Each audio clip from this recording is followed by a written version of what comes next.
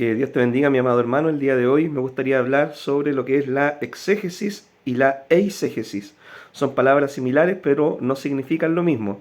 La exégesis es extraer el verdadero sentido del texto bíblico desde una perspectiva histórica, cultural, social, política, religiosa, en el cual el texto bíblico fue escrito y fue entregado al pueblo en esa época, ¿ya? Entonces nosotros cuando leemos la Biblia, tiene un contexto la Biblia.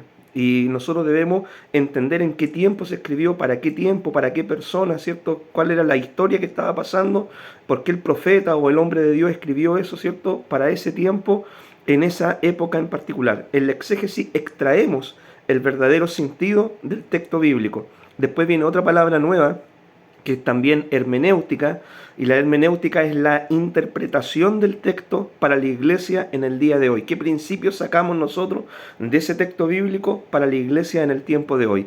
Pero la palabra eisegesis significa ponerle un sentido al texto que el texto bíblico no está diciendo o el autor no tenía en mente a la hora de escribir ese texto bíblico. Por ejemplo, un ejemplo de eisegesis.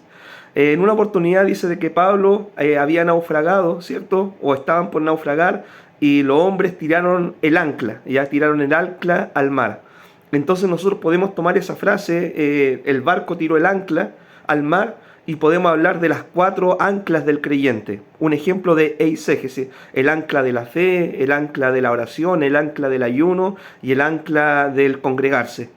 Eso es un ejemplo de una eisegesis, es poner un sentido al texto bíblico que el texto bíblico no está diciendo ni el autor tenía en mente, y es algo totalmente arbitrario, ¿cierto?, de parte del predicador, darle un sentido al texto bíblico que en el original no estaba en mente del autor.